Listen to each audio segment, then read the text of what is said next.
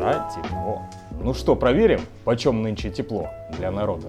Ребятки, всем привет! Как я и обещал, начинаю тестировать систему отопления в своей мастерской. Напомню, что установил настенный газовый котел, который работает от пропана. Также было установлено два радиатора симметрично, длиной 1 метр. Для подробного ознакомления с тем, как я это все осуществил, вот подсказочка. Также будет ссылка в описании. Ну а меня, я думаю, вас также интересует больше всего несколько показателей. Во-первых, насколько быстро будет прогреваться воздух. В мастерской у меня площадь 25 квадратных метров. Напомню, что ночью котел не работает, и я прихожу в остывшую мастерскую. Во-вторых, очень интересен расход газа. Насколько хватит пропанового баллона на 40 литров. Пока я все рассказывал, температура в мастерской за полчасика немного поднялась. Она была где-то 10-11 градусов. Я пришел. Ну и смотрим, пока она доберется до 20, сколько времени это займет. Показываю, засекаю время, сейчас 10:56. Стараюсь читать все ваши комментарии, вы много полезного пишете. В частности, вы посоветовали утеплить трубы в подвале, чтобы не было теплопотерь. Этим и займусь сейчас.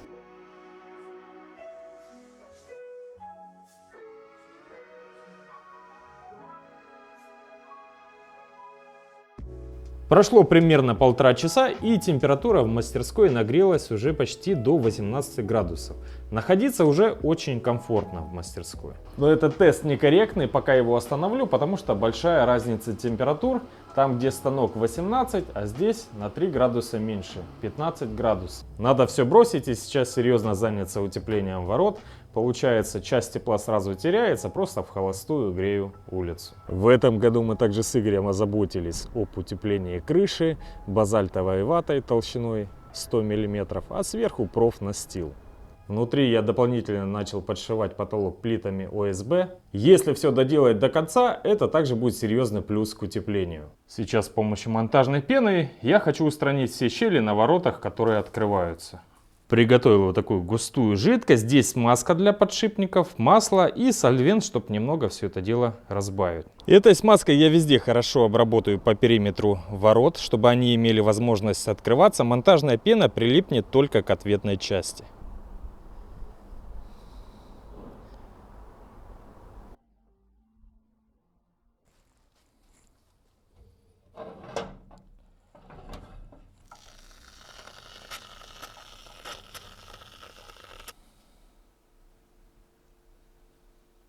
Новый день, новое утро.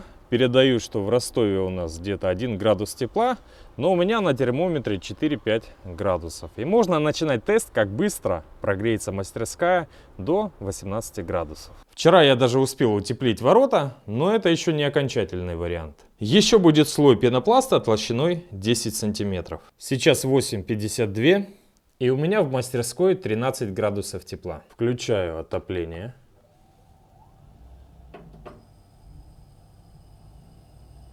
Показывает 11 градусов в мастерской. То есть разница между воротами и центром мастерской где-то 2 градуса.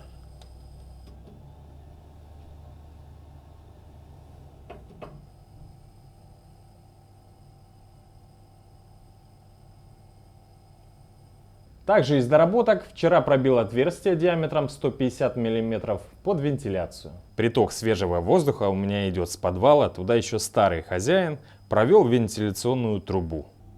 Проверяю работу вентиляции, ну вроде все отлично, все работает.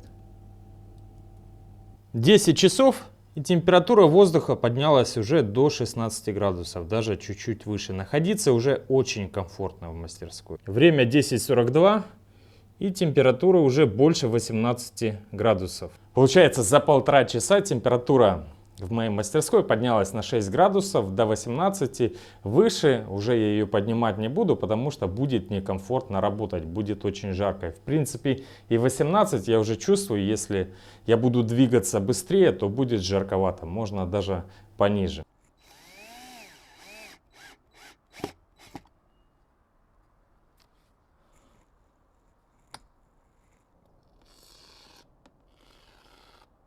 Вентиляции в мастерской приказано быть. Немного не рассчитал я с размерами пенопласта. Либо нужно подрезать сейчас кирпич, либо пенопласт на 3 сантиметра. Естественно, эту процедуру легче сделать с пенопластом. Вот один листик я уже отрезал. С помощью вот такого импровизированного резака, здесь у меня не хромовая нить, просто подключенная к лабораторному блоку питания на 30 вольт. И все прекрасно режет.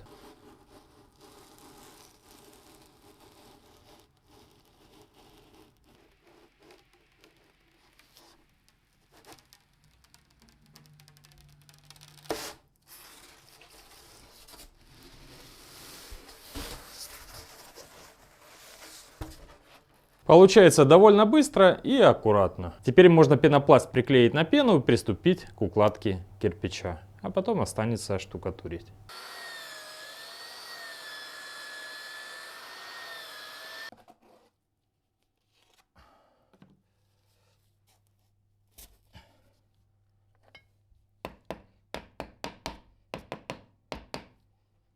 Сегодня уже 4-й день тестирования отопления. Баллон все еще не закончился. Хочу сказать, что в мастерской уже гораздо теплее после ночи. Это благодаря теплоизоляции. Сегодня моя задача закончить стену, доложить кирпич. Первые 2 дня температура с утра в мастерской была около 10 градусов. А после утепления где-то 12-13 градусов, на 2 градуса теплее. Но опять же, друзья, пока у нас еще не было морозов, температура после ночи где-то 1-2 градуса тепла. Но все равно уже могу сделать какие-то выводы на 4-й день работы. В любом случае гораздо экономичнее получается. Объясняю почему. Потому что печка работала постоянно, при том же давлении газа, она горела все время. Расход газа был постоянный. Здесь же теплоноситель достигает 60 градусов примерно с утра, минут за 20. Потом котел отключается, 5 минут он простаивает, теплоноситель остывает, отдает тепло в мастерскую. Котел опять запускается, за 5 минут опять нагревается. То есть получается ровно половину того времени, что работала у меня печка, котел не работает. То есть в 2 раза меньше газа уже используется. Я вижу уже, что на неделю точно баллона хватит, по крайней мере, без минусов. Когда придут к нам настоящие морозы, минус 10, минус 15, больше у нас не бывает, мы сделаем отдельное видео и посмотрим, как при морозах какой расход. Ну а пока так. Но еще у нас до конца недели 2 дня, посмотрим.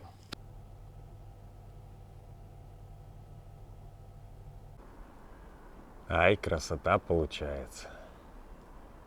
И еще хочу сразу выделить огромный плюс нового отопления. Это здоровый цвет лица. Как бы не смешно это звучало, но это так.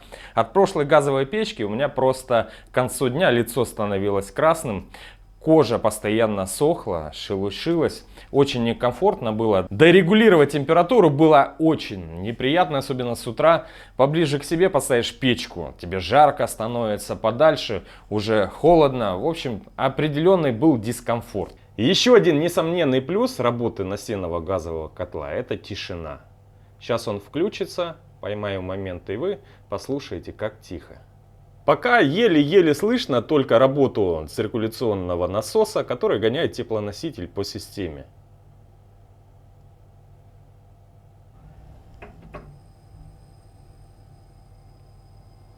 Вот загорелся газ. И, грубо говоря, звук вообще не изменился. Еле-еле там слышно шелестит. Очень тихо. Отдельной темой в комментариях было, мне немного насыпали, дескать, какой это японский котел, когда Made in Korea. Ребят, за что купил, зато продаю. Это не реклама котла была абсолютно. Это было видео об отоплении в моей мастерской, как я это сделал. Покупал я его за свои деньги в Ростове-на-Дону. То, что было в наличии, хотел забрать сразу. Плюс обязательным условием было наличие жиклеров под пропан. Мне сказали, что котел японский.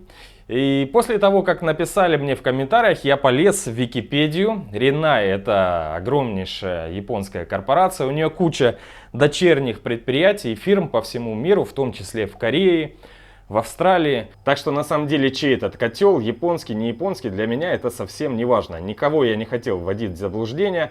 Был бы в наличии Bosch, взял бы Bosch. Хотя и Bosch собирается в разных странах. Был бы Proterm, взял бы Proterm. Мне нужен был котел, который есть в наличии, потому что хотел сделать отопление как можно быстрее.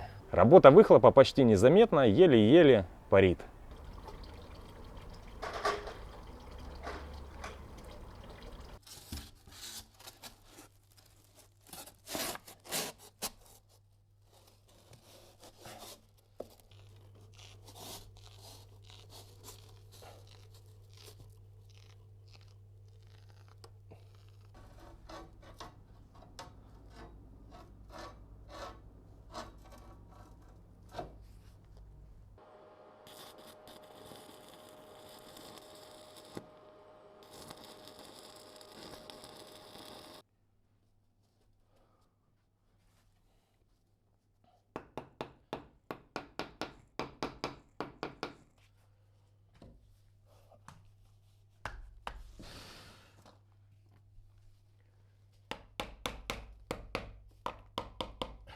Ну а верхний шов я заделаю плиточным клеем, потому что он более пластичный, его можно будет туда вдавить подальше.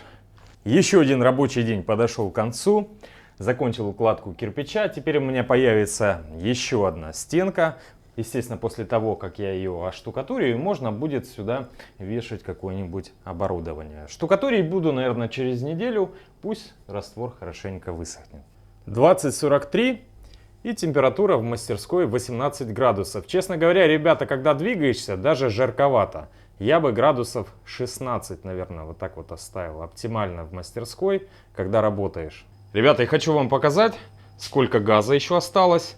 Напомню, котел работает уже 4 дня, и видно по конденсату, что где-то пол баллона газа еще есть.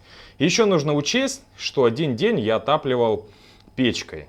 То есть своей старой печкой. Так что расход очень и очень маленький, и это не может не радовать.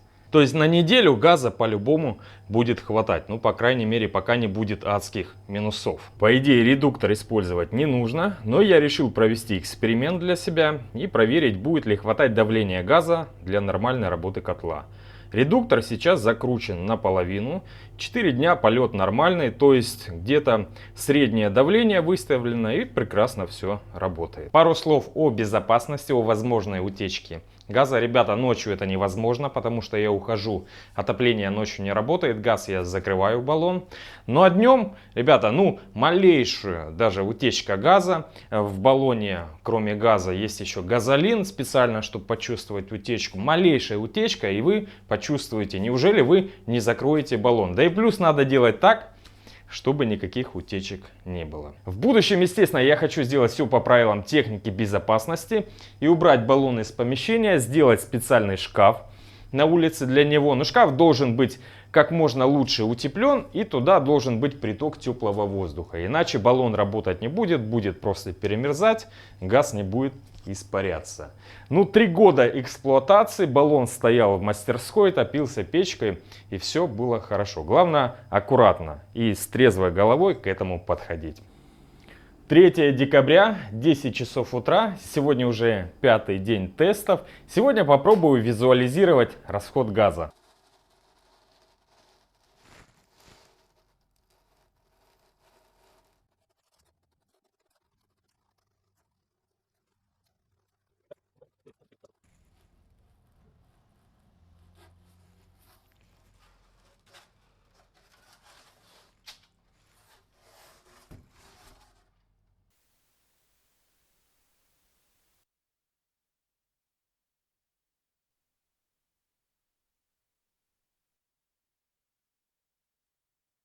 Вечер пятница, и хочу вам показать уровень газа. По сравнению со вчерашним уменьшился, но газа еще прилично в баллоне. Дня на 2 точно еще хватит. А температура в мастерской у меня 18 градусов. Стабильность. Теплоноситель выставлен у меня на 60 градусов, больше никаких регулировок я не произвожу. Покажу вам, как я утеплился. Надо будет еще немного облагородить дверь, зашить каким-нибудь материалом. И останется через неделю заштукатурить стенку. Надо показать вам, что замуровал я створку не намертво. Открывается не только дверь, а и вся воротина. Если нужно будет занести что-то крупногабаритное, типа станка. Пенопласт приклеен надежно прямо к воротам. А эта перегородка при необходимости демонтируется за несколько часов, и можно будет поставить ее обратно. Но надеюсь, это будет происходить раз в несколько лет.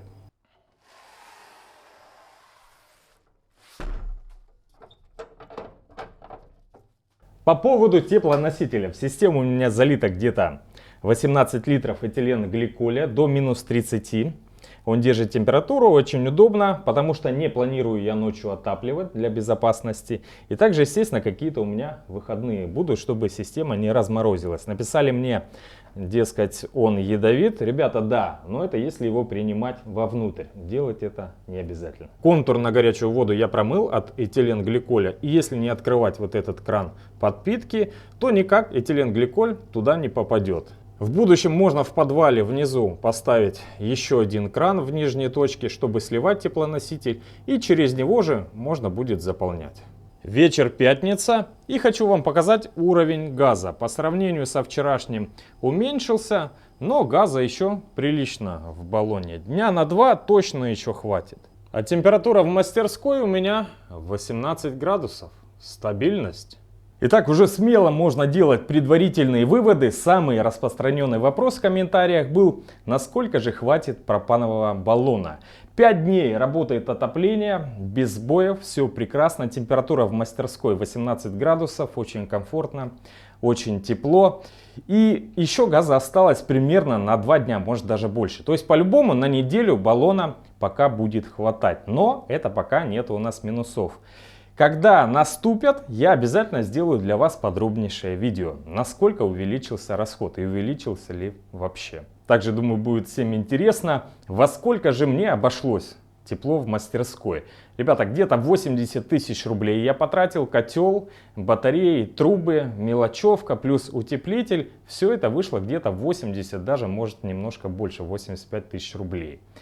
Конечно, по сравнению со старой печкой, которая стоила несколько тысяч рублей, отбиваться это будет лет 50, но здоровье бесценно. Спасибо вам за дельные комментарии, много чего полезного пишите для меня, пытаюсь прислушиваться. Вот по вашему совету хочу накопить на инверторный бесперебойник.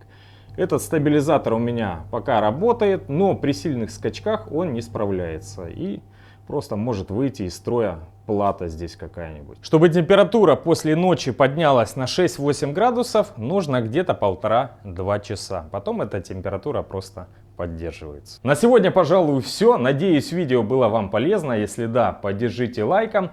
Если интересно еще какие-то показатели узнать про отопление, пишите в комментариях. Я постараюсь об этом рассказать в следующем видео, когда ударят морозы. Всем пока, ребят. Спасибо, что смотрите.